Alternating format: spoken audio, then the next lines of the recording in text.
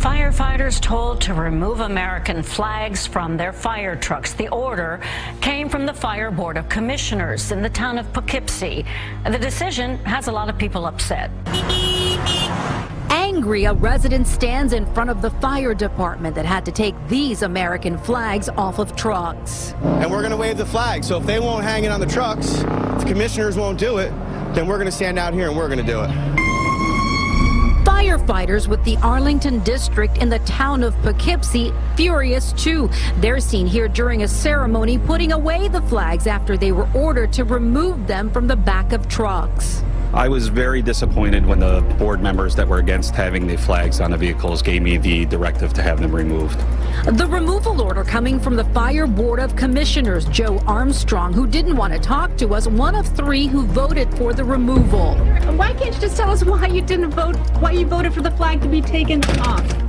The board's chairman, Jim Beretta, though, stands by his decision, saying the flags pose a danger to drivers on the road if they fly off and to firefighters climbing up and down trucks. He says two of the flags were just too big. For example, one flag is mounted to the back of one of our ladder trucks.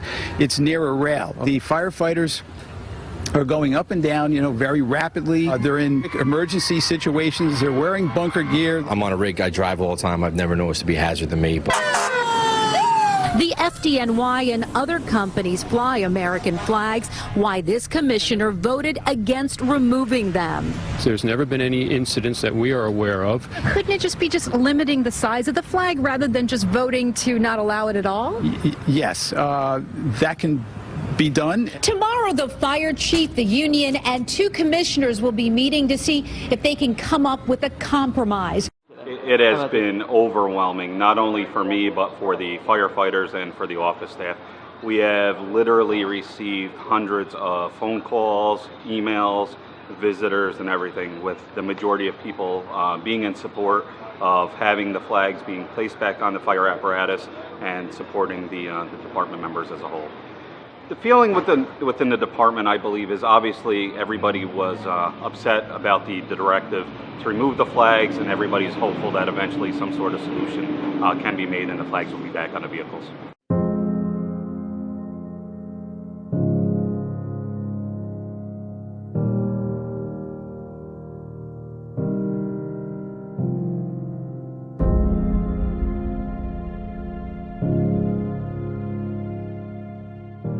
Spokesman for the Pentagon stated that the Syrian Air Force dropped bombs in an area where U.S. Special Forces were operating at the time. Captain Jeff Davis assured Americans that the soldiers were all safe. This is the first time U.S. ground forces have come this close to being attacked by the Assad regime. The U.S. contacted Russia, making it very clear that the U.S. would respond if under attack. Just an hour and a half into the UN's World Humanitarian Day, this happened. A regime airstrike that hit the only hospital left in the rebel-held suburb of Daraya. Now it's been closed down. Doctors say the attack at 1:30 in the morning used napalm. It's a substance that can stick to the skin and cause severe burns, which could constitute a war crime.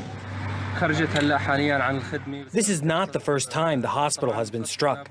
It has been struck before with rockets, missiles, and barrel bombs. We want to send a message to the UN and the Security Council. This is a hospital serving civilians. It's being targeted with illegal weapons, and everyone remains silent. Daraya is one of 18 areas under siege in Syria, and it's just 8 kilometers from the center of Damascus. Earlier this year, aid was delivered there for the first time in 4 years. There was no food, only medical supplies. Only around 10% of Daraya's original population still lived there. Many left to escape the war. But for those who remain, the situation has just got worse.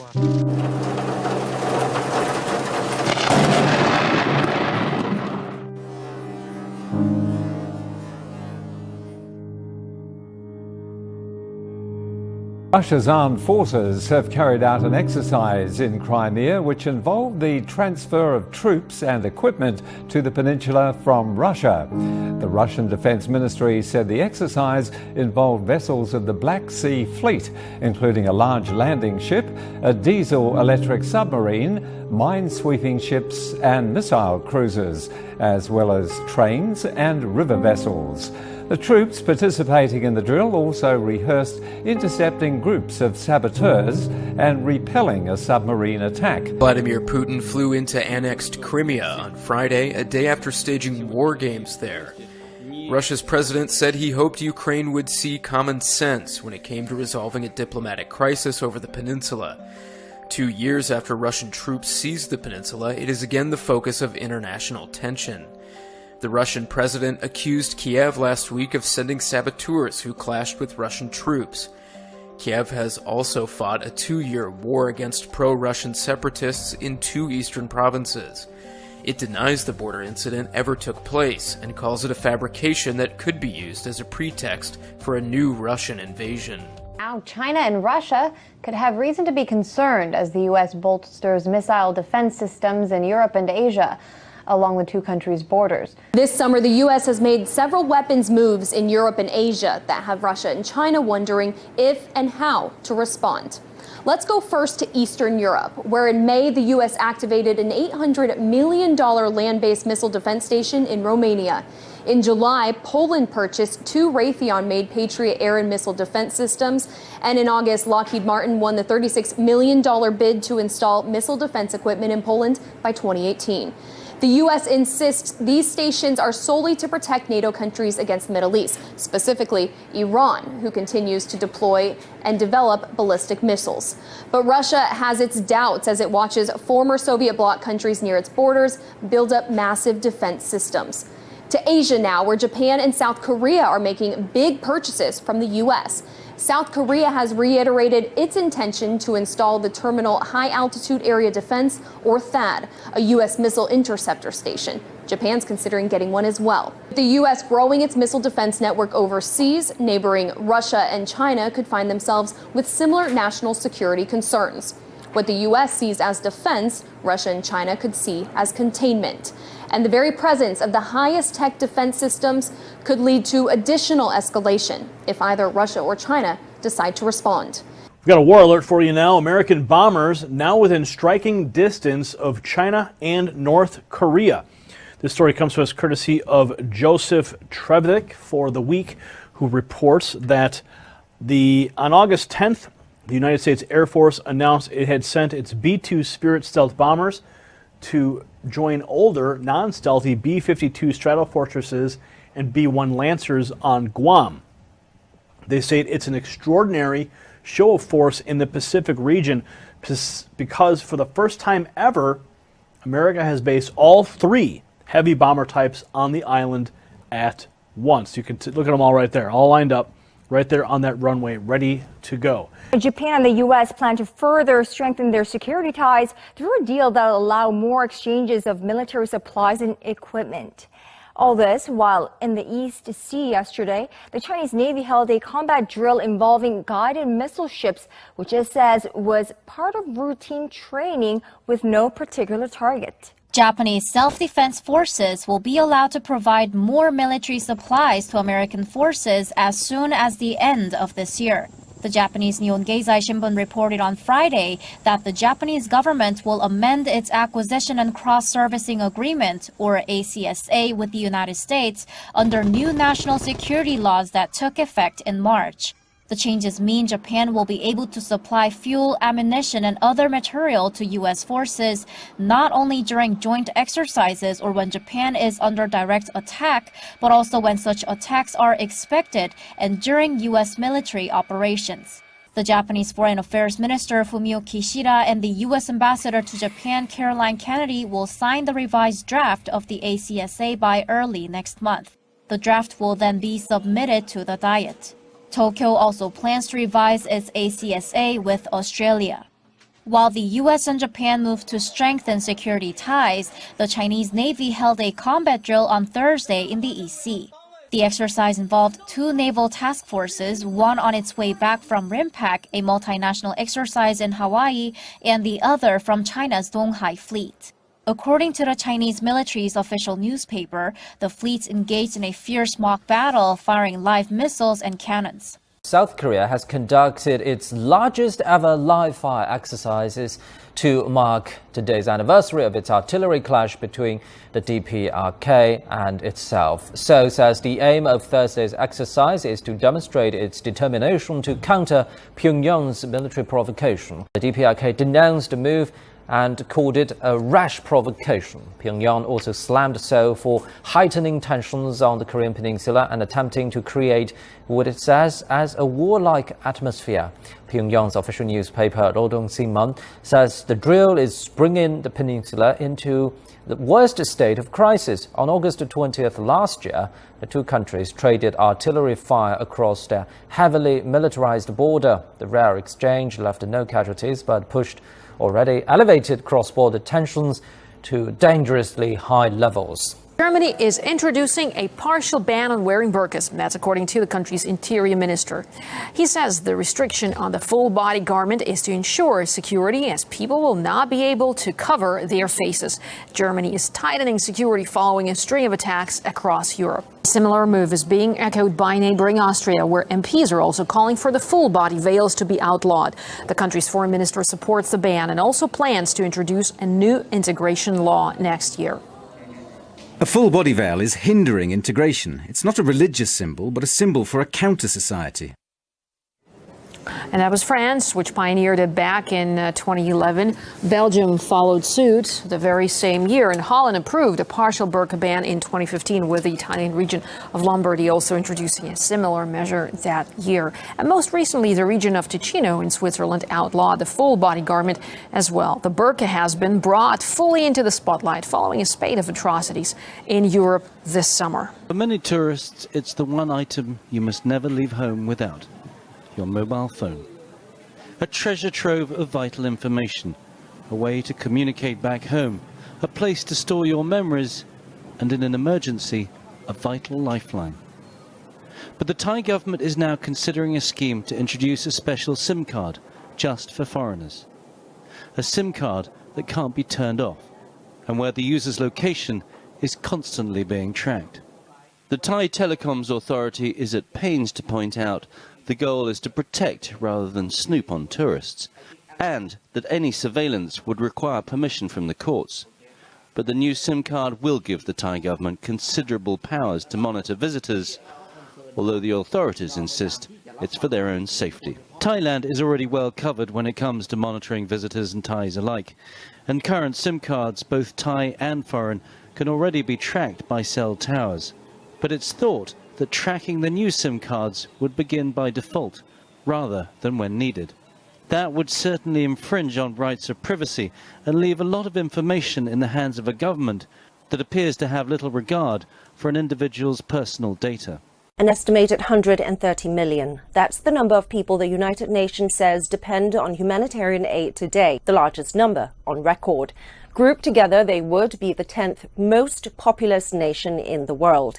That's the message from UN Secretary-General Ban Ki-moon as the international agency marks World Humanitarian Day with a theme of One Humanity. The occasion is also tied to the first ever World Humanitarian Summit held 3 months ago in Turkey, where world leaders pledged to do more for people caught up in conflicts, crises and disasters. And UN Chief Ban Ki-moon is asking citizens around the world to remind their leaders to keep to those promises. The UN admitted it failed to properly treat sewage from its base in Haiti, which led to the contamination of the largest river in the country. This negligence led to the spread of a deadly disease, cholera. And now, after years of denying any involvement in the matter, the United Nations finally is taking some responsibility. At least it appears so. For the first time, the UN has admitted their involvement in the cholera outbreak in Haiti. The disease has killed almost 10,000 Haitians and have infected more than 800,000. Now, lawyers are seeking compensation for those sickened by the disease or killed. They say the UN is to blame. The outbreak has paralyzed Haiti for years, but now United Nations says that it needs to do much more to address its own involvement in the epidemic.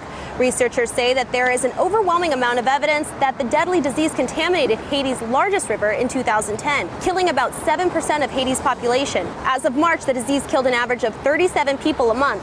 a result of inadequate treated sewage from the UN peacekeeping base. The UN has never accepted responsibility for any wrongdoing in this matter, and their response? Diplomatic immunity to lawsuits filed on behalf of victims in the U.S. courts. But UN spokesperson Farhan Haq came a little closer to acknowledging the organization's involvement in the matter and promises a significant set of UN actions. He told reporters yesterday, over the past year, the UN has become convinced it needs to do much more regarding its own involvement in the initial outbreak and the suffering of those affected by cholera. But exactly what does this mean, to do more?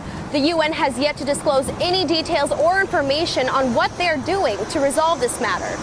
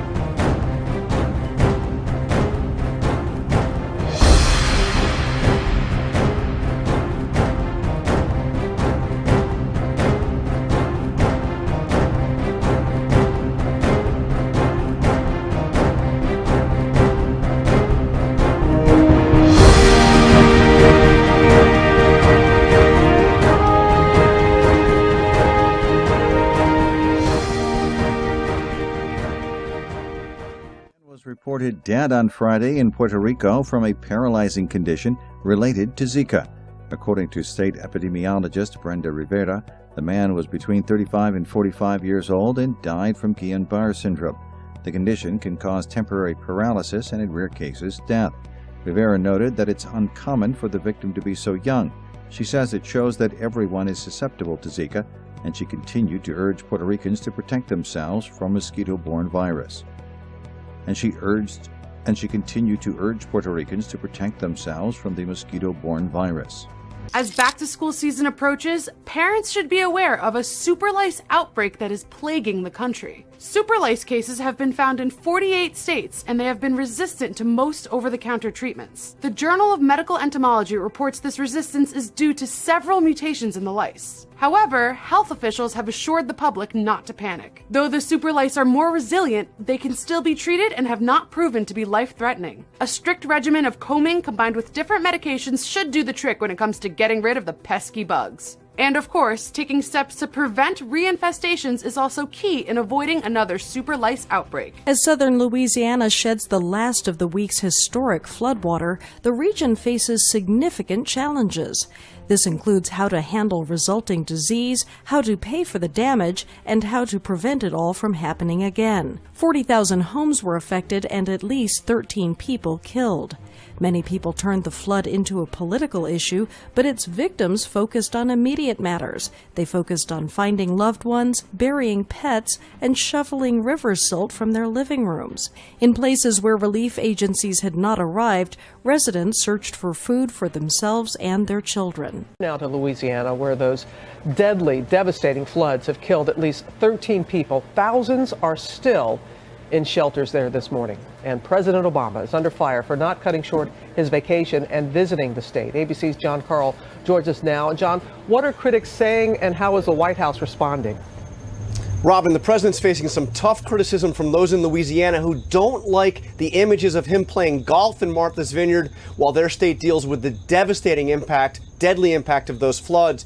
The Advocate newspaper in Baton Rouge is saying he should pack his bags and get to the state, saying it's time for President Obama to visit the most anguished state in the union. Last month, as torrential rains brought death, destruction, and misery to Louisiana, the president continued his vacation in Martha's Vineyard, a playground for the posh and well-connected.